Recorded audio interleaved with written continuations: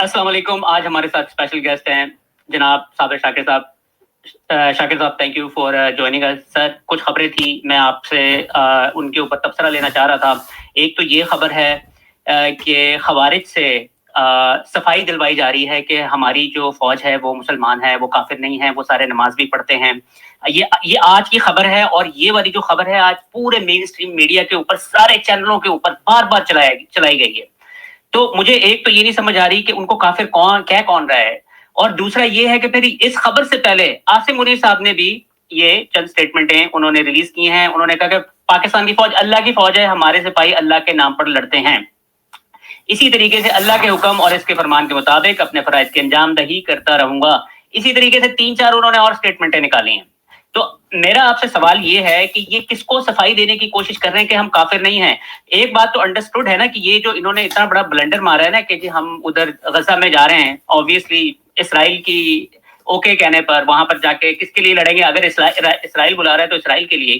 تو مجھے کوئی آئیڈیا نہیں ہے کہ یہ کس وجہ سے اپنے آپ کو, کیونکہ ہمیں سوشل میڈیا پہ تو کوئی نہیں اس طرح کی بات کرتا ہوا نظر آ رہا ہے. یہ کون لوگ ہیں جو ان کو کافر کہہ رہے ہیں اور اس کے حوالے سے یہ صفائیاں پیش کر رہے ہیں؟ سب اس میں بالکل اصل میں مسئلہ یہ کہ دال میں جب کالا ہو تو بات بن جاتی ہے, لیکن کالے میں دال ڈل جائے تو معاملہ بالکل خراب ہو جاتا ہے.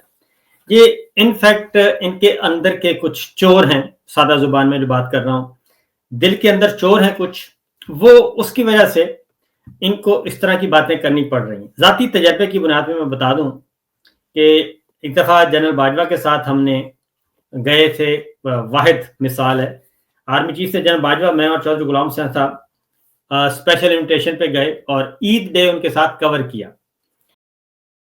اور کشمیر کی لائن آف کنٹرول کشمیر والی سائڈ پہ ہم گئے, اور وہاں پہ جنرل باجوہ صاحب نے بالکل اسی طرح کی ایک ہلکی پھلکی تقریر کی اپنے جوانوں کے ساتھ, افسروں کے ساتھ, کہ ہم صرف اللہ کے لیے لڑتے ہیں, اور انہوں نے کچھ قرآنی آیات بھی وہاں پہ بتائیں جو جہاد سے متعلق تھیں, اور انہوں نے یہ بات بتایا. تو اس کے بعد ہم آگے, تو ہمیں خاص طور پہ انسٹرکشن دی گئیں کہ یہ والا پورشن آپ نے چلانا, اور اس کا ذکر نہیں کرنا کہ جس میں وہ فوج کو یہ کہہ رہے ہیں.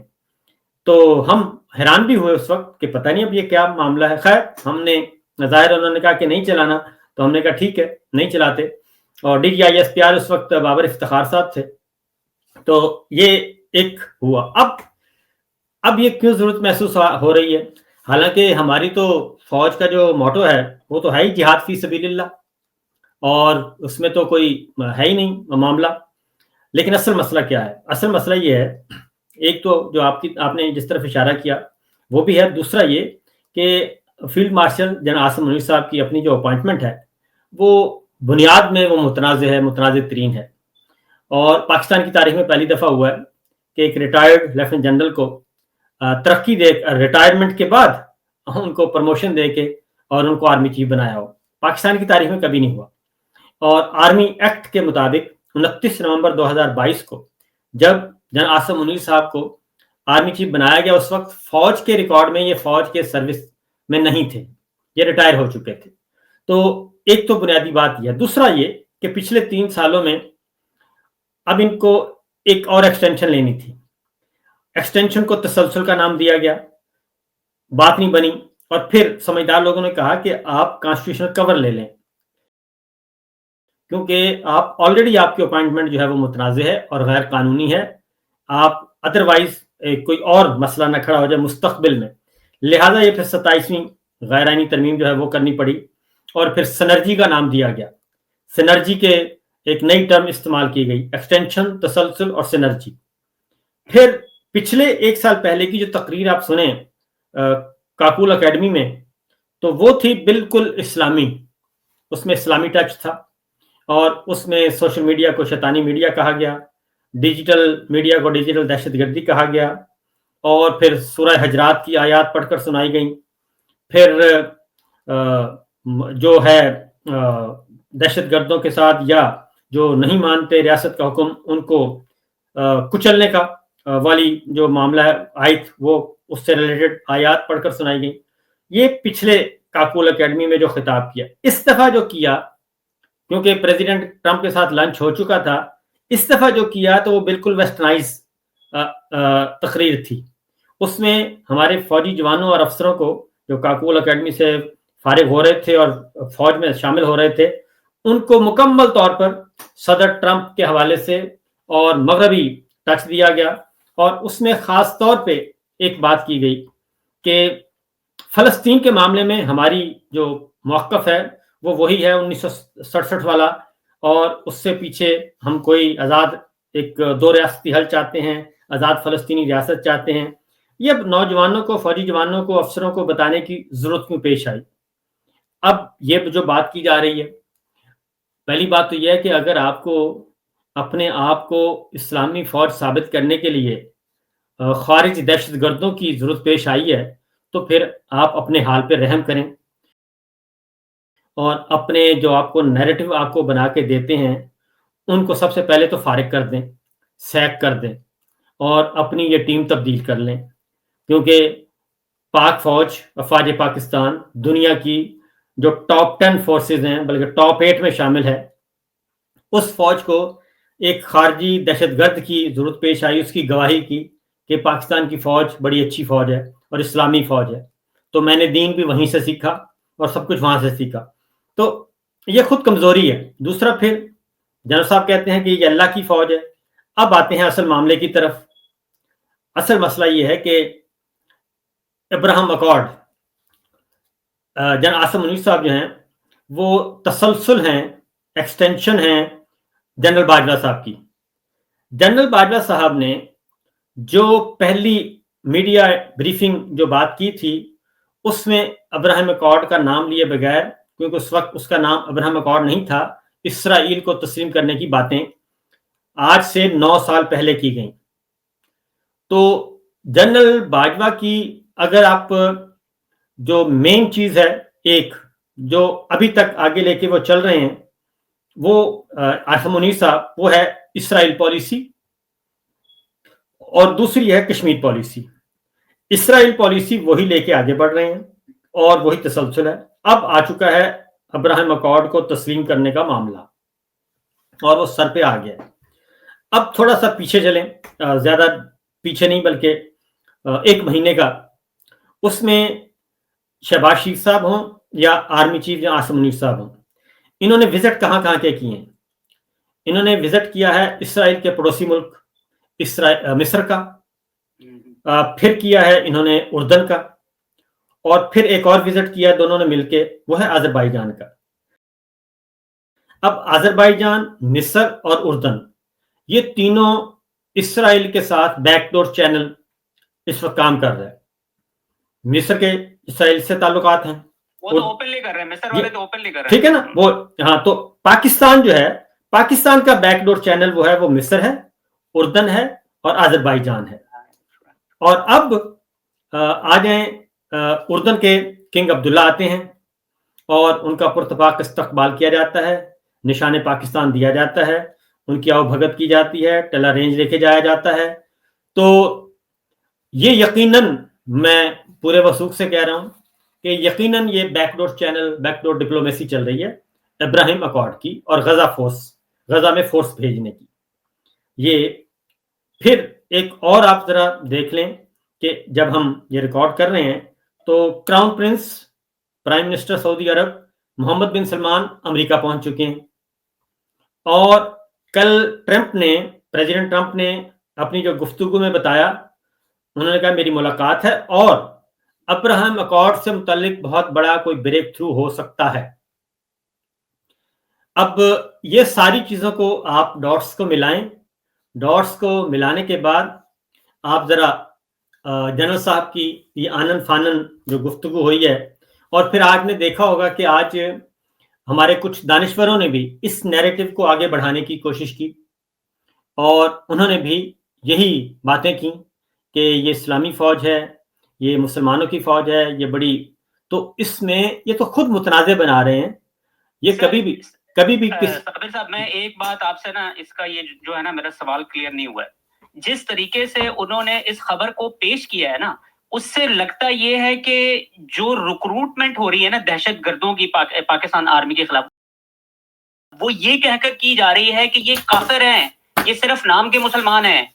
تو اس وجہ سے اور مجھے ایسا لگ رہا ہے کہ ریکروٹمنٹ تیز ہوگی, کیونکہ جو دہشت گرد ہیں اور دہشت گرد بن رہے ہیں, جب آپ لوگوں کے اوپر ڈرون اٹیک سے مارتے ہیں ان کے گھروں میں جا کے, ان کے جو بچ جاتے ہیں وہ پھر انہوں نے دہشت گردی بننا ہے نا, تو وہ ریکروٹمنٹ تیز ہو گئی ہے, جس کو کٹ ڈاؤن کرنے کے لیے انہوں نے یہ ریلیز کروائی ہے کہ نہیں بھائی جو ہمیں بتایا جا رہا ہے نا یہ ساری باتیں غلط ہیں, یہ تو بہت نمازی پرہیزی لوگ ہیں. یہ دیکھیں دونوں باتیں ہیں, میں آپ کی بات درست, یہ صحیح ہے. اس کی ریزن دیکھیں, آپ ہمارے جو ہے نا فوجی قیادت اس وقت جو موجود ہے, یہ بہت چھوٹے فائدے کے لیے, شارٹ ٹرم کے لیے سوچ رہی ہے.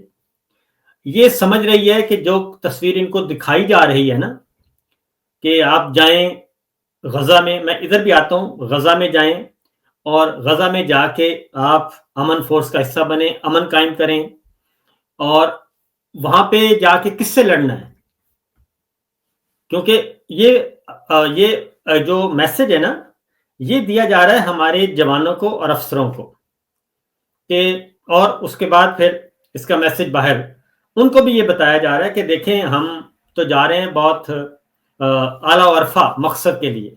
ابھی کچھ دن پہلے سعودی عرب کے ساتھ جو معاہدہ ہوا دفاعی, تو اس دفاعی معاہدے کو بھی جو رکھا گیا بظاہر, اس کو جو نیریٹو کے لیے رکھا گیا کہ ہم حرمین شریفین کی حفاظت ہمارے ذمے آ گئی ہے, یہ ہمارے لیے مقدس فریضہ ہے اور ہمارے لیے سعادت ہے. اب وہاں پہ یہ سعودی عرب اور پاکستان کا جو دفاعی معاہدہ ہے یہ مدینہ منورہ اور مکہ المکرمہ کے لیے تو نہیں ہے, ٹھیک ہے, یہ تو ادروائز کچھ اور معاملات ہیں اس کی طرف یہ چیزیں جائیں گی. مدینہ منورہ کو بھی ابھی تک الحمدللہ نہ کبھی خطرہ تھا نہ ہوگا, اور ہوا تو اس میں پھر صرف ایک ہی نہیں بلکہ سارے آ جائیں گے. مکہ مکرمہ ہو, بیت اللہ شریف ہو, حرمین شریفین دونوں, روضہ رسول صلی اللہ علیہ وسلم, تو حرمین جو سٹیز ہیں ان کے لیے تو ایشو نہیں ہے. تو اس لیے اس کو بھی یہ ٹچ دیا گیا تھا کہ یہ تو سعادت ہو گئی ہے, یہ تو اللہ تعالیٰ کی طرف سے ایک سعادت مل رہی ہے. اسلامی ٹچ جو بار بار دیا جا رہا ہے, آپ کی بات جو ہے کہ آپ ڈرون بھی کر رہے ہیں, پھر آپ کس کے ساتھ ایک لڑائی شروع کرنا چاہتے ہیں؟ افغانستان کے ساتھ, افغان طالبان کے ساتھ, جو آپ جس طرف اشارہ کر رہے ہیں. اب افغان طالبان کے ساتھ ہماری افغانستان کے ساتھ کیا لڑائی بنتی ہے؟ پچھلے 45 سال سے میں نے تعلیم بھی حاصل کی اسی نیریٹو میں, گریجویشن کی, ماسٹرز کیا, پھر فیلڈ میں آیا. 35 سال ہو گئے مجھے اس فیلڈ میں. 45 سال سے میں سن رہا ہوں کہ مستحکم افغانستان مستحکم پاکستان کی ضمانت ہے, اور افغانستان میں استحکام ہوگا, پاکستان میں استحکام ہوگا, افغانستان یونائٹ رہے گا, پاکستان یونائٹ رہے گا. اب کیا ایسی افتاد آن پڑی کہ آپ آنن فانن جو ہے وہ اپنے ویسٹرن بارڈرز کو گرمانا چاہتے ہیں اور افغانستان سے لڑنا چاہتے ہیں, اور مذاکرات سے پہلے ہی وزیر دفاع زہر اگلنا شروع کر دیتے ہیں. اور ایسا جب یہ ہم نے باقاعدہ طور پہ اس کو وکٹری کے طور پہ کیا تھا, منایا تھا, جب افغانستان سے غیر ملکی افواج گئیں. پاکستان تو ہب تھا, پاکستان تو فیسیلیٹیٹر تھا, مذاکرات کروائے, ایک دوحہ تھا اور ایک اسلام آباد تھا, اور ہم نے تو بہت سارے افغان طالبان رہنما جو ہمارے پاس تحویل میں تھے یا ہمارے مہمان تھے ان کو ہم نے ریلیز کیا. وہ سارے کے سارے دوحہ گئے اور وہاں جا کے مذاکرات کا حصہ بنے. تو یہ سارا کام ہم کر رہے ہیں. پھر ہم نے جا کے جب کابل سے غیر ملکی فوج نکل گئی, افغان طالبان آ گئے, تو ہم نے تو جشن منایا تھا, ہم نے تو اس کو اپنی وکٹری ڈکلیئر کیا تھا. تو پھر وہاں سے تقریباً کو 20 تھے جی کونسلیٹ خانے بھارت کے, وہ سارے کے سارے وہاں سے چلے گئے, اور افغانستان آپ کے لیے بالکل ایک دوست ملک کے طور پہ آپ کے سامنے پیش تھا. پھر کیا مصیبت آئی کہ اسی کابل کو, اسی افغان طالبان کو آپ نے دلی جانے پہ مجبور کیا, اور ان کے ساتھ معاملات, اور دوبارہ وہاں پہ سفارت خانہ کھل گیا, اور ادھر سے آپ مسلسل گرما رہے ہیں حالات و واقعات کو, آپ ہیٹ اپ کر رہے ہیں. آپ کے پہلے ہوتا یہ تھا کہ پہلے ہمارے ڈیلیگیشن جاتے تھے, آفتاب احمد خان شیرپا, اچک رئیس صاحب, اور آپ کے اے این پی کی لیڈرشپ، پی ٹی آئی کی لیڈرشپ، جماعت اسلامی، یہ باقاعدہ مولانا فضل الرحمان صاحب، ان کو بھیجا جاتا تھا کابل کے جا کے معاملات کریں. اب آپ کسی کو بھی نہیں بھیج رہے. یہ وہ ساری باتیں کہ آپ چاہتے ہی نہیں ہیں. ابھی مذاکرات دوحہ میں 2 ملک گارنٹر بنے، استنبول میں آپ نے دونوں کے مذاکرات ناکام ہو گئے. یہ دال پوری کی پوری کالی کی جا رہی ہے. اب ذرا تھوڑا سا اس کو مزید کر لیں. سر اس کے اوپر ایک میرا سوال ہے کہ یہ جو زبردستی کی پوری قوم دیکھ رہی ہے، ہر ایک کو پتا ہے کہ زبردستی کی جو افغانستان کے ساتھ ہمارے کیا ان کے ساتھ لڑائی ہے بھائی. وہ عمران خان کے دور میں جب گئے تھے، وہ بہت زبردست، خان صاحب نے تو وہ بیان بھی دیا تھا کہ انہوں نے زنجیریں توڑ دی ہیں غلامی کی. اور پھر اس کے بعد ایک دم جب خان صاحب ریموو ہوئے تو انہوں نے جو ہمارے ریفیوجیز تھے ان کے ساتھ برا سلوک کرنا سٹارٹ کر دیا، ان کو اٹھا کے، یعنی کہ آن پرپس جو ہے نا رفٹ کریٹ کرنے کی کوشش کی جا رہی تھی. تو یہ تو پورے پاکستان کو پتا ہے. تو یہ کس وجہ سے، یعنی کہ یہ امریکہ کو خوش کرنے کے لیے کی جا رہے ہیں؟ وہ بگرام ایئر بیس جو نہیں انہوں نے دی ہے تو وہ اس کی سزا مل رہی ہے. ٹرمپ کی تو سٹیٹمنٹ موجود ہے کہ اگر نہیں دو گے تو پھر تمہیں سزا دی جائے گی، اور وہ نظر آ رہی ہے، ایسا لگا ایسا رہا. اب میں آپ کو بتاتا ہوں جی، کیونکہ فیلڈ کے لوگ ہیں، میں نے تو رپورٹنگ ہی کی اور تو کیا نہیں کچھ، نہ کچھ آتا ہے. ابھی یہ تحریک ریجیم چینج آپریشن سے 1 سال پہلے ازبکستان میں تاشکند میں کانفرنس تھی، اور وہاں پہ گئے، عمران خان پرائم منسٹر تھے، وہاں پہ کانفرنس ہوئی، اور وہاں پہ پاکستان نے وہاں لیڈ کر رہا تھا. وہاں پہ یہ ہوا کہ افغانستان مستقبل میں جب یہ ہو جائے گا، یہ درمیان میں سے غیر ملکی افواج نکل جائیں گی، تو سی پیک کا حصہ بنے گا Afghanistan, belt and road initiative کا پارٹ اینڈ پارسل ہوگا. اور یہ سی پیک جو ہے بیلٹ اینڈ روڈ انیشیٹو، وہ آپ کے شروع ہوتا ہے گلگت بلتستان سے، گوادر، اور اس کے بعد زمینی راستہ جو ہے آپ کا جائیں گے افغانستان سے آگے نکلیں گے تو سینٹرل ایشین سٹیٹس، پورا آپ کا کوریڈور تجارتی گزرگاہ اوپن ہو جائے گی. پھر ایک ٹرین کا، سی پیک میں ایک ٹرین بھی تھی، ٹرین روٹ بھی تھا. تو یہاں تک یہ اتنے کام ہو رہے تھے. اور پھر سی پیک جو ہے، سی پیک کے ساتھ ساتھ بیلٹ اینڈ روڈ انیشیٹو، یہ جو ہے بیلٹ اینڈ روڈ، یہ سارے کا سارا معاملہ، دریائی راستہ، سمندری راستہ اور زمینی راستہ اور ٹرین کا راستہ، یہ پروجیکٹ چل رہے تھے. اب آتے ہیں واپس کہ مسئلہ کیا ہے، کیوں افغانستان میں افغانستان کے ساتھ لڑائی کرنی ہے. یہ بالکل پریشر ہے، اور وہ پریشر یہ ہے کہ لنچ جو ہوا تھا پریزیڈنٹ کے ساتھ، پریزیڈنٹ ٹرمپ کا اور جناب آسم صاحب کا، اس مینیو میں 3 تھے آئٹم. ایک تھا ابراہم اکارڈ، اور پلس غزہ امن فورس، وہ بھی اس کا پارٹ ہے. دوسرا تھا سی پیک، اور یعنی کہ چائنا کا اثر و رسوخ آپ نے کم کرنا ہے. اور تیسرا ایجنڈے کا حصہ تھا عمران خان، کہ اس ایشو کو سالو کرنا ہے. کیسے کرنا ہے یہ ابھی تک حل نہیں ہوا. اب جو سی پیک کا معاملہ ہے یہ افغانستان کا، اب افغانستان کے ساتھ اگر آپ کی لڑائی شروع ہو جاتی ہے، اور خیبر پختونخوا میں بھی معاملات خراب ہو جاتے ہیں اور بلوچستان میں بھی، تو آپ کا جو سی پیک روٹ ہے وہ تو سارے کا سارا ڈسٹرب ہو گیا، یہ ڈس فنکشنل ہو جائے گا. آپ کا گوادر ابھی تک ڈس فنکشنل ہے، ایئرپورٹ بن گیا، بندرگاہ بن گئی، لیکن کام نہیں ہو رہا. اس کے ساتھ ساتھ گلگت بلتستان میں بھی انریسٹ ہوا، وہ سنبھالا. پھر ادھر کشمیر میں ہو گیا، وہ معاملے کو انہوں نے ٹھنڈا کیا.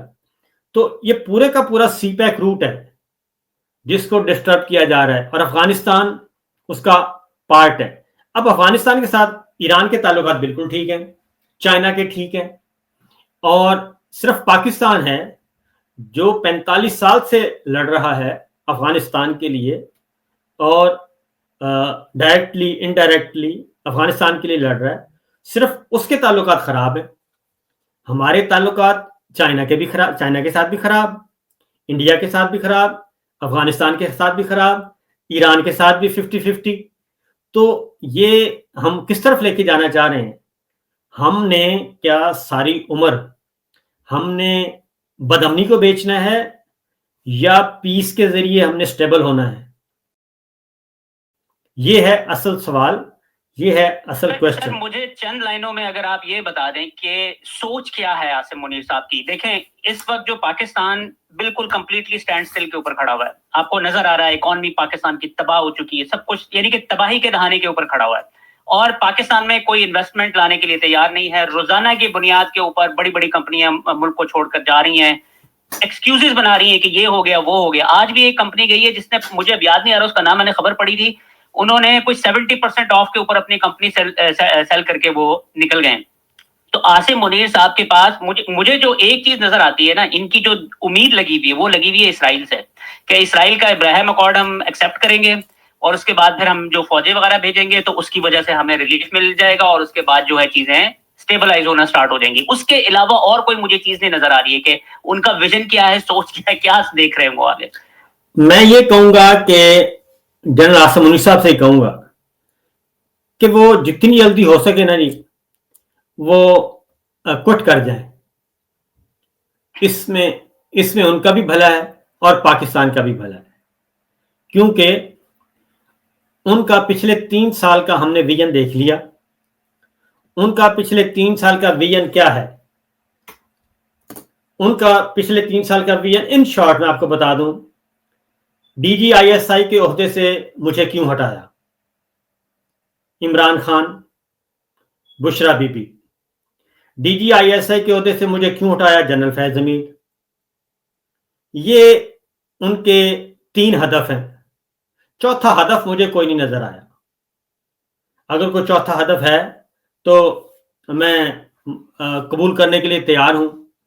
جب بھی کوئی نہ کوئی گھما کے آتا ہے وہ یہی ہے کہ مجھے D G I S I کے عہدے سے جنرل فیض نے ہٹایا, عمران خان نے ہٹایا. عمران خان نے کیوں نہیں بچایا؟ پھر بشرا بی بی کو پیغام بھیجا تھا, انہوں نے میرا پیغام کیوں نہیں سنا؟ میرے ساتھ ملاقات کیوں نہیں کی؟ میری بات کیوں نہیں سنی؟ زلفی بخاری صاحب بھی ریکارڈ پہ ہیں, عمران خان صاحب ریکارڈ پہ ہیں, اور ہر بات بشرا بی بی بھی موجود ہیں. پھر بھائی یہ اگر آپ کا ویژن یہ ہے اور اسی ویژن کے ارد گرد آپ گھوم رہے ہیں, نمبر 1. نمبر 2, سمری میں ان کا نام نہیں تھا. پہلی سمری جو آئی اس میں ان کا نام نہیں تھا, جہاں عاصم منیر صاحب کا. یہ فیکٹ ہے. اور وہ اس لیے نہیں تھا, فوج نے نہیں بھیجا تھا, اس لیے نہیں بھیجا تھا کہ جنرل عاصم منیر صاحب 29 نومبر کو فوج کا حصہ نہیں تھے. 25 کے بعد آرمی چیف بننا تھا 29 نومبر کو. اس وقت فوج کے ریکارڈ میں جنرل عاصم منیر صاحب نہیں تھے. لیکن چونکہ ایک لندن اکارڈ ہو چکا تھا اور لندن اکارڈ کے مطابق جنرل عاصم منیر صاحب کو ہی بننا تھا, اور اس کے بعد پھر ثابت بھی ہوا. نواز شریف صاحب, پھر جنرل صاحب آتے ہیں, باجوہ صاحب چلے جاتے ہیں, اس کے بعد پھر قاضی صاحب کے آنے کا انتظار کیا جاتا ہے.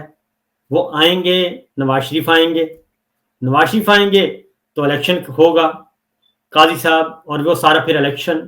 پھر 8 فروری کو ان کو بالکل توقع نہیں تھی.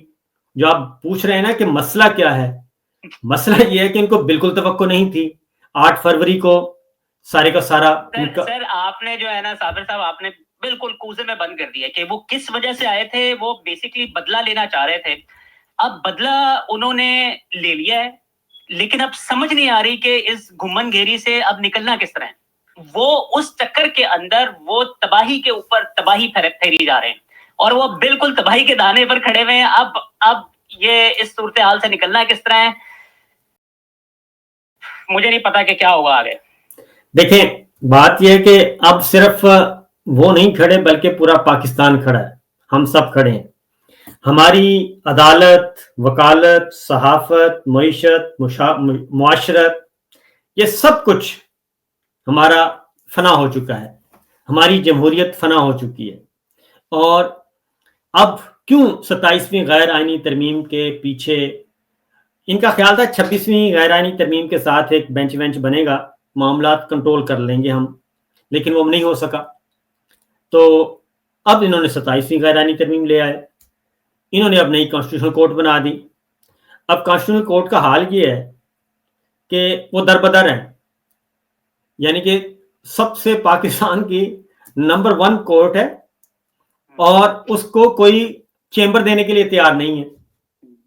ان کو کوئی اپنے گھر گھسنے کے لیے تیار نہیں ہے, گھر میں جگہ دینے کے لیے.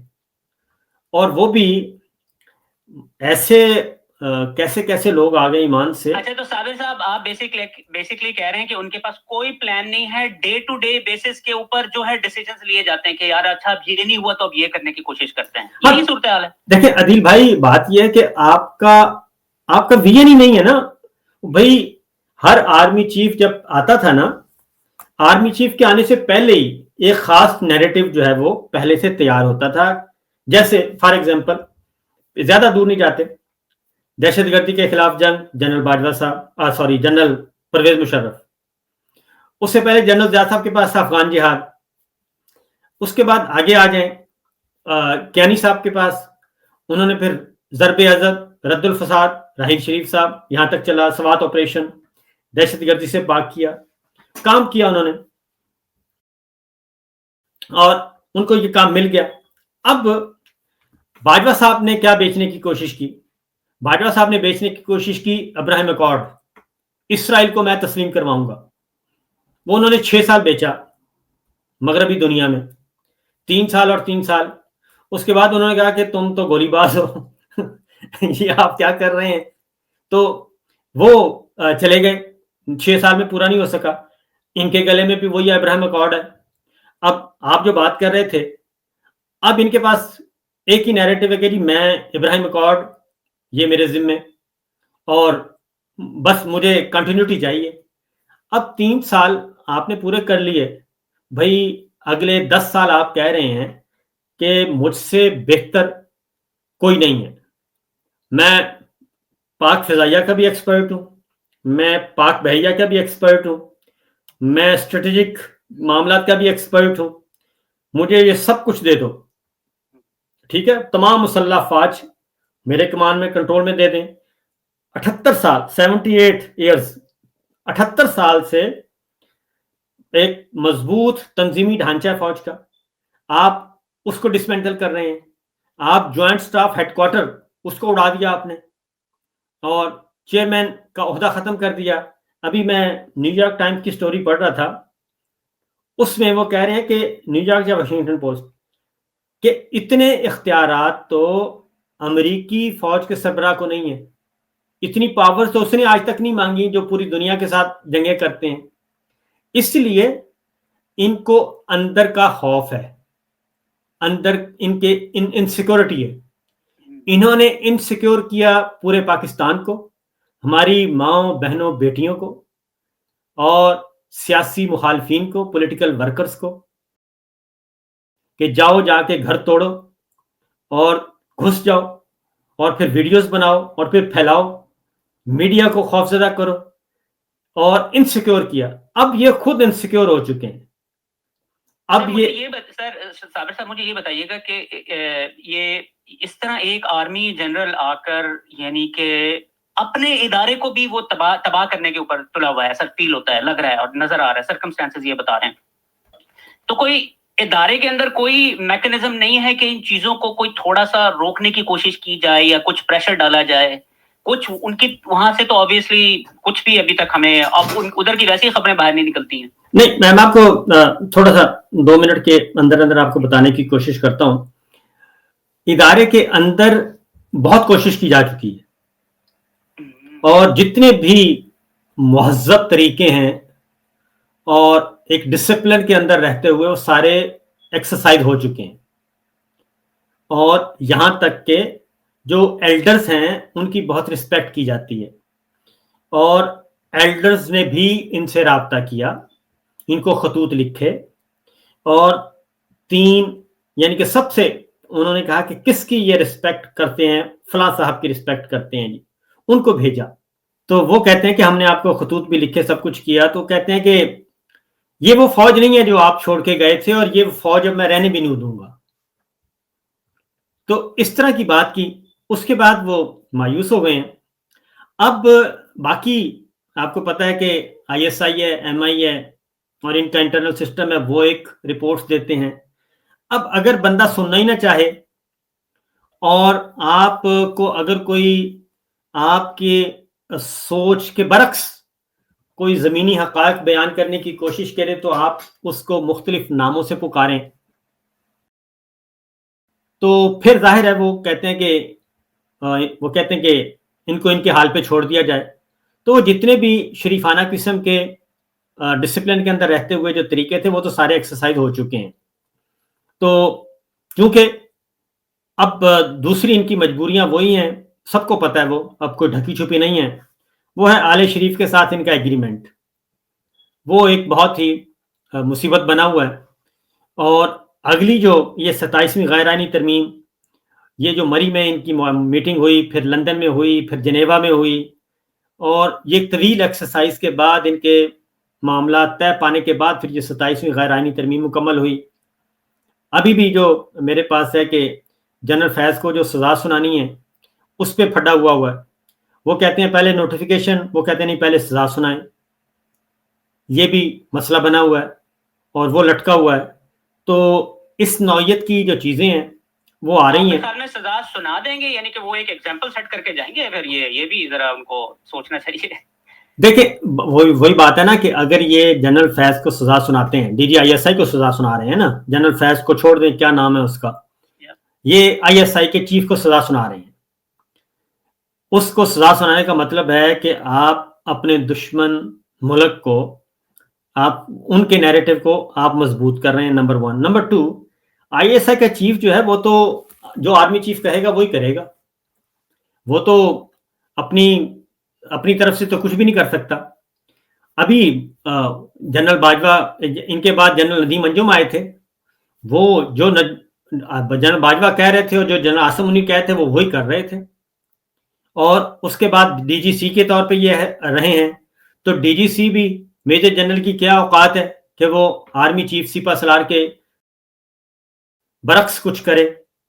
تو لہٰذا اگر وہ سارے جو آپ نے جنرل فیض کو بنانا ہے، ٹارگٹ کرنا ہے، تو پھر اگلے جو آئی ایس آئی کے اندر اور ان کے اندر جو ایک چیز آئے گی کہ جناب ہم استعمال آپ ہمیں کرتے ہیں، احکامات آپ کے ہوتے ہیں، ایجنڈا آپ کا ہوتا ہے، اور سزا ملتی ہے تو ڈی جی آئی کو ملتی ہے. تو یہ آگے جا کے اچھا خاصا مسئلہ بنے گا. اور یہ کوئی معمولی بات تو ہے نہیں کہ آپ ابھی تو یہ خوش ہو رہے ہیں سارے، لیکن کیونکہ جنرل فیض نے جن لوگوں کو بلایا تھا وٹنس باکس میں، اس میں جنرل باجوہ کو بلایا تھا، جنرل شجاع پاشا کو، جنرل ظہیر کو، جنرل رضوان کو، اور جنرل نوید مختار کو، ان کو بلایا تھا. اس کے بعد انہوں نے جنرل آصف غفور صاحب کو بلایا تھا، پھر شائقہ خان عباسی کو، عمران خان کو، اور ایک اور صاحب تھے ثاقب نثار صاحب، ان کو بلایا تھا. تو وہ کوئی بھی نہیں آیا. تو انہوں نے تو کہا تو بلائیں، کہ میں تو جو کر رہے ہیں ہم تو وہی کرتے ہیں جو اوپر سے آرڈر آتا ہے. تو اگر آرمی چیف وہ بوجھ نہیں اٹھا سکتا تو اس کا ملبہ جو ہے وہ ڈی جی آئی ایس آئی پہ یا ڈی جی سی پہ کیوں ڈالتے ہیں؟ اگر ڈی جی سی پہ ڈالیں گے، ڈی جی آئی پہ ڈالیں گے، ڈی جی ایم اے پہ ڈالیں گے، تو کیوں ڈالیں گے؟ وہ تو ایک ڈسپلن فورس ہے، جو اوپر سے حکم آیا وہ کر دیتے ہیں. اسی لیے مطلب تو یہ ہوا سر کہ سزا موسٹ لائکلی نہیں دی جائے گی، یہ صرف باتیں ہی ہیں، کیونکہ بہت کمپلیکیشن ہو جائے گی. نہیں، یہ سزا دیں گے. سزا اس لیے دیں گے، میں آپ کو بتاؤں کہ یہ لندن ایکارڈ ہے، یہ لندن ایکارڈ ہے. عمران خان کو اندر رکھنا ہے، الیکشن اس کو واپس پاورز میں نہیں آنے دینا. جنرل فیض بھی اس کا حصہ ہے. جنرل فیض دیکھیں، Imran Khan, Bushra be be, general فیض، یہ جنرل باجوہ کو بھی شامل کرنا چاہ رہے تھے، وہ نہیں ہو سکے. وہ ان کے سسر جی آ گئے اور انہوں نے کہا کہ نہیں، بس اس سے آگے آپ نہ جائیں. تو یہ سارے کا سارا ایک خاندانی چکر چل رہا ہے اور کچھ بھی نہیں ہے. ہمارا جو ادارے ہیں نا اس وقت، یہ ایک خاندان کی آل شریف کے سامنے سربسجود انہوں نے کیا ہوا ہے. اسی وجہ سے یہ سارے مسائل پیدا ہو رہے ہیں. سر مجھے اب یہ بتائیے گا کہ اب جو پاکستان کی صورتحال ہے، یعنی کہ پولیٹیکل پارٹیز یہ والی تو ختم ہو چکی ہیں نا، یہ تو اب الیکشن میں جانا بھی چاہیں تو نہیں جا سکتی ہیں. تو آپ کے خیال میں کمپلیٹ ٹیک اوور بھی ہو سکتا ہے، مارشل لا بھی لگ سکتا ہے؟ اوبیسلی مارشل لا اس لیے نہیں لگاتے ہیں کیونکہ پھر سینکشنز وغیرہ لگ جاتی ہیں اور جو ویسٹرن کنٹریز کی طرف سے بھی پریشر آتا ہے. اب جیسے یہ سہیل بڑائچ صاحب کا آج کی اسٹیٹمنٹ ہے کیونکہ جب وہ بولتے ہیں تو ہمیں پتا ہوتا ہے کہ کس طرف سے میسجنگ کی جا رہی ہے. وہ کہتے ہیں چین کی ترقی اور سعودی عرب کی حیرت ناک تیزی سے تبدیلیاں نئے نظام کا ماڈل بن رہی ہیں. اور پھر اس کے بعد یعنی کہ ہنٹ دی ہے انہوں نے. مریم نواز صاحبہ کی بھی ایک اسٹیٹمنٹ آپ کو پتا ہے, جب وہ لنڈن میں ہوتی ہیں صحافیوں سے بات کرتی ہیں تو وہ سارے کے سارے پلانڈ آؤٹ کوسچنز ہوتے ہیں کہ انہوں نے کیا اسٹیٹمنٹ ریلیز کرنی, اسی طرح سے ان سے کوسچنز پوچھے جاتے ہیں. کہتی ہیں میں حلفاً کہہ سکتی ہوں کہ میں نے کسی سے کوئی انتقام نہیں لیا, میں حلفاً کہہ سکتی ہوں نواز شریف نے کسی سے کوئی انتقام نہیں لیا. تو یہ کس طرف اشارے کر رہے ہیں؟ سوری آپ کا میں نے آج بہت زیادہ ٹائم لے لیا صابر صاحب. اس میں یہ ہے اس کو کر کے ریپ اپ کرتے ہیں. یہ جو سہیل وڑائچ صاحب کا جو ہے نا جی نیا ماڈل, ابھی اس سے پہلے پتہ ہے کیا چلتا تھا؟ بنگلہ دیش ماڈل. بنگلہ دیش ماڈل آئے گا جی, تو وہ بنگلہ دیش ماڈل جو ہے وہ الٹ گیا. وہ بنگلہ دیش ماڈل اب سزائے موت کی صورت میں سامنے نظر آتا ہے, اور 15 سال کا جو استثناء تھا وہ 7 دن کے اندر اندر ختم ہو کے اور 6 مہینے میں سزا بھی ہو گئی. تو یہ بنگلہ دیش ماڈل ہے. اب ان کا اس میں کوئی شک نہیں کہ ان کا دل للچاتا ہے کہ ہم سعودی عرب کی طرح بادشاہت نظام بادشاہ ہوں ہم پاکستان میں, یو اے کی طرح ہم جی ان کا دل للچاتا ہے, اس میں کوئی شک نہیں. شریف خاندان کا بھی اور ہمارے فوجی حکمرانوں کا بھی. اس کی ریزن ہے کہ یہ جاتے جنرل عاصم منیر صاحب بھی تقریباً 7 سال وہاں رہے ہیں سعودی عرب میں. تو سعودی عرب کے ساتھ ان کے ویسے بھی مراسم ہوتے ہیں اچھے, اور شریف خاندان جو ہے ان کا تعلق واسطہ بھی ادھر سے ہی ہے. سر لیکن سعودیہ کے ساتھ کمپیریزن نہیں ہے نا, سعودیہ کے پاس اتنا پیٹرول ہے, ان کے پاس پیسہ بے بہا ہے نا. یہی تو میں کہہ رہا ہوں نا کہ اصل مسئلہ ہے کہ ان کا دل للچاتا ہے کہ بادشاہ بننے کو, لیکن یہ ہیں کنگلے بادشاہ. ٹھیک, تو کنگلے بادشاہ جو ہیں وہ کیا کر لیں گے بھائی؟ لوگوں کو سہولیات چاہیے, کوئی آسانیاں چاہیے. یہ ڈکٹیٹرشپ میں اور بادشاہت میں فرق ہوتا ہے. اور اگر سعودی عرب میں بادشاہت چل رہی ہے تو وہاں آپ جائیں تو لوگوں کو مسائل روٹی کا مسئلہ نہیں ہے ادھر, ٹھیک ہے نا. یو اے میں چلے جائیں, وہاں پہ روٹی کا مسئلہ نہیں ہے, وہاں پہ کوئی ہاتھ ہی نہیں لگاتا کام کو, لیبر باہر سے منگواتے ہیں. تو یہ کنگلے بادشاہ مقروض, اور یہ کہتے ہیں کہ ہماری بھی ٹھاٹ پاٹ ویسی ہو. وہ مرزا غالب کا شعر ہے نا جی, قرض کی پیتے تھے میں اور سمجھتے تھے کہ ہاں رنگ لائے گی فاقہ مستی ایک دن, رنگ لائے گی ہماری فاقہ مستی ایک دن. تو ان کا بھی یہی حال ہے. تو اس لیے یہ ادھر دے. پھر یہ کہ میاں صاحب جو ہیں وہ رہ کے بھی آئے ہیں سرور پیلس جدہ میں, اور کیونکہ میں نے وہاں خود بھی ان کو دیکھا ہوا ہے, 2 سال میں نے بھی ان کی ضیافت اٹینڈ کی ہے. تو وہاں پہ بھی یہ دیکھتے ہیں کہ یہ ایسا ہی نظام ہونا چاہیے, بس کن فیکون والا کام, یہ ہے معاملہ. اور سر ویسے جو ہے نا پچھلے جو 3 سالوں میں چیزیں ہوئی ہیں, یعنی کہ ان کی جو قابلیت کے اوپر نا پردہ ڈلا ہوا تھا, لیکن جو انہوں نے حرکتیں کی ہیں پچھلے 3 سالوں کے اندر, اس نے جو ہے نا سارا جو ان کے پردے, جو ان کی قابلیت ہے اور جس طریقے سے یہ چیزیں کر رہے ہیں, جو لے کے جانے کی کوشش کر رہے ہیں, کوئی ان کو پتہ نہیں ہے کیا کرنا ہے. اور سر آخر میں جو ہے مریم نواز کی اسٹیٹمنٹ انہیں یہ کیوں دینے کی ضرورت پڑی ہے اسٹیٹمنٹ؟ اچھا یہ میں بتا دوں کہ یہ آل شریف جو ہیں پولیٹیشین تیز آدمی ہوتے ہیں جی. وہ یہ سمجھتے ہیں کہ شاید نواز شریف گھگو گھوڑا ہے, گھگو گھوڑا نہیں ہے. انہوں نے اس کو بلکہ صحیح استعمال کیا ہے ہمارے جنرل صاحب کو. تو یہ تیز لوگ ہیں, یہ ساتھ ساتھ اپنا حساب برابر کرتے رہتے ہیں. خواجہ آصف صاحب بتاتے رہتے ہیں کہ ہائیبرڈ نظام ہے اور اس وقت حکمران جنرل عاصم منیر ہیں, ہم نہیں ہیں. یہ دنیا کو بھی بتاتے ہیں اور ادھر بھی. پھر شہباز شریف صاحب باہر جا کے بھی یہی بتاتے ہیں کہ جناب جو کچھ ہے مائی باپ فیلڈ مارشل ہی ہیں, ہم تو ان کے تابع دار ہیں. اب انہوں نے یہ کہہ دیا. اب لندن میں کھڑے ہو کے یہ کہنا, یہ اصل میں 2 طرح کے پیغام دے رہے تھے. ایک ویسٹ کو پیغام دے رہے تھے کہ بھئی یہ جتنی بھی وکٹمائزیشن ہو رہی ہے اس میں ہم نہیں ہیں, انسانی حقوق پامال ہو رہے ہیں اس میں میں نہیں ہوں, نہ نواز شریف صاحب ہیں, عمران خان صاحب کی پیچھے بھی نہیں, یہ تو جنرل عاصم منیر صاحب سب کچھ کروا رہے ہیں. یہ کہتے ہیں نا, میں حلفاً کہہ سکتی ہوں کہ میں نے کسی سے کوئی انتقام نہیں لیا, میں حلفاً کہہ سکتی ہوں کہ نواز شریف نے کسی سے انتقام نہیں لیا. مطلب ہے کہ بھئی ہم نہیں کروا رہے. اور یہ صرف عمران خان کے لیے نہیں, کچھ دن کے بعد یہ مرید کے والے واقعے کے بارے میں بھی یہی کہیں گی. اور آف دا ریکارڈ یہ کنوے کر چکے ہیں اہل سنت والجماعت سب کو کہ سر یہ ہم نے نہیں کیا، اس میں ہمارا کوئی رول نہیں ہے، ہماری معافی تلافی کروائیں، یہ کر چکے ہیں۔ تو اس لیے یہ تو ہمارے فوجی بھائیوں کو سوچنا چاہیے کہ وہ کب تک یہ لندن ایکارڈ کے مطابق ان کے ساتھ یہ سب کچھ کرتے رہیں گے۔ پھر آخری بات جو آپ نے کہا کہ یہ ہو کیا رہا ہے، ایک کام نہ کرتے، یہ ظلم نہ کرتے، انہوں نے پچھلے 3 سال سے ظلم کی انتہا کی ہے۔ کسی اور اسپیشلی جو انہوں نے مرید کے میں کیا ہے نا، آئی تھنک وہ ان سے بہت بڑا بلنڈر ہوا ہے میرے خیال میں۔ یعنی کہ پہلے تو انہوں نے وہ جو، کیونکہ اب مرید کے میں جو کیا ہے، لوگ جو بات کرتے ہیں نا وہ کہتے ہیں کہ یار یہ فلسطینیوں کے لیے باہر نکلے تھے، پرامن احتجاج کر رہے تھے اور آپ نے ان کے اوپر گولیاں چلا کے قتل عام کیا ہے۔ یہ بات جو ہے کسی کو بھی نہیں ہضم ہو رہی ہے پاکستان میں۔ افسار عالم صاحب نے جب یہ آ کے بیٹھ گئے، ان کو روک لیا گیا مرید کے میں، تو افسار عالم صاحب نے ایک گفتگو کی۔ وہ گفتگو یہ تھی، آپ نے بھی رپورٹ کی ہے، وہ تھی کہ یہ جو ہے نا جی ٹی ایل پی والے، ان کو تو لانے والے یہ خود ہی ہیں، اور یہ ان کو اس لیے لے کے آئے ہیں کہ جنرل صاحب ایڈمٹ کر کے آئے ہیں کہ ہم اسرائیل کو تسلیم کر لیں گے۔ یہ میں ان کی گفتگو بتا رہا ہوں ان کی، کہ پریزیڈنٹ ٹرمپ کے ساتھ چونکہ یہ تسلیم کر کے آئے ہیں اور یہاں کچھ پرابلمز ہیں، اور یہ میسج کنوے کرنا چاہتے ہیں کہ جناب یہ دیکھیں ہم کتنا ہمیں مصیبت آ رہی ہے، اور یہ ٹی ایل پی کو بیچیں گے پریزیڈنٹ ٹرمپ کے سامنے۔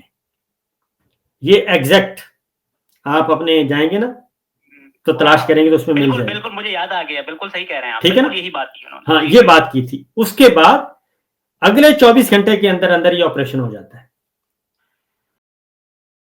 مرید کے میں۔ مسئلہ صرف یہ نہیں، دیکھیں آپ کو ٹی ایل پی کی لیڈرشپ کے ان کے نظریات سے اختلاف ہے، 100% ہے، ٹھیک ہے بھائی۔ جب آپ ان سے کہہ رہے ہیں کہ آپ رک جائیں، وہ رک گئے۔ آپ کہہ رہے ہیں مذاکرات کریں، وہ مذاکرات کی ایک ٹیم بھیجتے ہیں، پھر دوسری بھیجتے ہیں، وہ واپس نہیں آتی۔ منتیں کر رہے ہوتے ہیں وہ، اس کے بعد وہ منتیں کر رہے ہیں، وہ ساری ویڈیوز موجود ہیں۔ پھر محسن نقوی صاحب وزٹ کرتے ہیں، پھر آئی جی اسلام آباد پہنچ جاتے ہیں، پھر آئی جی لاہور پہنچ جاتے ہیں، اور اس کے بعد آپریشن شروع ہو جاتا ہے۔ ایک بات۔ دوسری بات، 26 نومبر کا واقعہ ہو یا یہ والا واقعہ ہو مرید کے والا، سر حسینہ واجد کو کیوں سزا دی ہے؟ حسینہ واجد کو سزا دی ہے کہ آپ نے پرامن جمہوری آئینی حق استعمال کرنے والے، احتجاج کرنے والوں پہ گولی چلانے کا حکم دیا تھا۔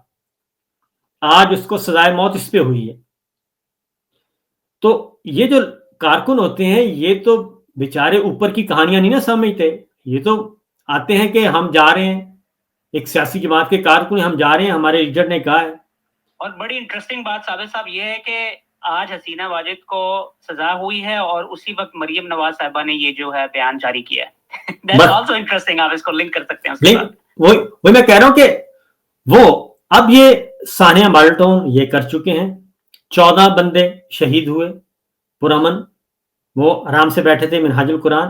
اور اس سے پہلے ڈاکٹر طاہر القادری صاحب نے آنا تھا، اس سے پہلے سٹیٹمنٹ دی گئی خواجہ سعد رفیق کی۔ اس وقت وہ کہتے ہیں کہ آئیں جناب، ہم آپ کا وہ استقبال کریں گے، ساری عمر یاد رکھیں گے۔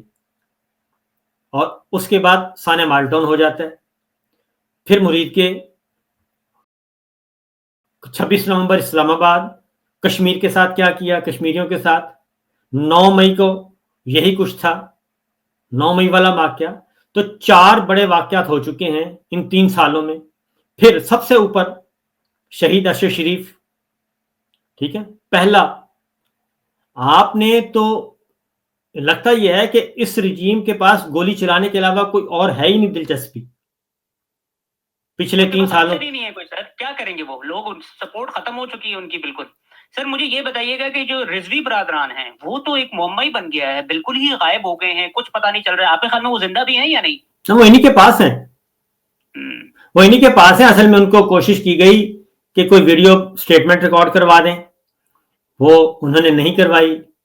کوئی معاملہ سیٹ کر لیں وہ نہیں کر رہے, کوئی پیچھے ہٹنے کے لیے تیار نہیں ہے وہ, اور بالکل جیسے ڈاکٹر طاہر القادری صاحب نے کوئی کمپرومائز نہیں کیا, وہ لڑتے رہے ہیں.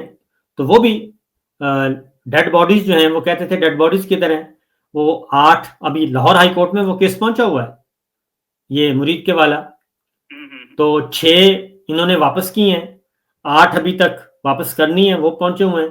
یعنی کہ یہ خاندان تو آ چکے ہیں ریکارڈ پہ, اور وہ ایک کی تو ڈیڈ باڈی لے کے گئے, اور اس کے بعد ان کی فیملی کو جس طریقے سے تشدد کا نشانہ بنایا گیا کہ آپ لکھ کے دے دیں کہ جناب یہ گولی چلائی ہے رضوی برادران نے, وہ کہتے ہیں بھائی ہم کیسے لکھ کے دے دیں. تو یہ جو ہے نا, میں حلفاً کہہ سکتی ہوں کہ میں نے کسی سے کوئی انتقام نہیں لیا, میں حلفاً کہہ سکتی ہوں کہ نواز شریف نے کسی سے انتقام نہیں لیا, تو بی بی پھر آپ فارم 47 واپس کر دیں اور آ کے کہہ دیں کہ جناب یہ ہم سے غلطی ہوئی ہے, یہ زبردستی دیا گیا, جیسے جاوید لطیف صاحب کہتے ہیں کہ ہمیں تو زبردستی حکومت دی گئی ہے. تو پھر آئیں آ کے کہیں کہ ہم الیکشن کروانے کے لیے تیار ہیں. پھر کیوں آپ 26ویں غیر آئینی ترمیم, 27ویں غیر آئینی ترمیم, سپریم کورٹ کو تہس نہس کر رہے ہیں اور یہ سارا کچھ ملیا میٹ کر رہے ہیں؟ تو یہ صرف کہہ دینے سے تو مسئلہ حل نہیں ہوگا. سر ان کے پاس اب کوئی کسی ان ساری پارٹیوں کے پاس بیفور ان کے پاس اب کوئی آپشن وغیرہ نہیں بچا, یہ اب ختم ہو چکے ہیں, یہ اب یہ پیچھے نہیں جا سکتے ہیں, ریورس نہیں ہو سکتے ہیں. یہ اگر آپ جو کہہ رہے ہیں نا یہ بات کریں کہ فارم 47 واپس کر دیں, تو وہ پھر ایز وہ الیکشن میں دوبارہ تو کنٹیسٹ کر ہی نہیں سکتے ہیں, تو ویسے ہی ختم ہو چکے ہیں. اینی ویز صابر شاکر صاحب, really enjoy talking to you. Thank you so much for your time sir. بہت شکریہ.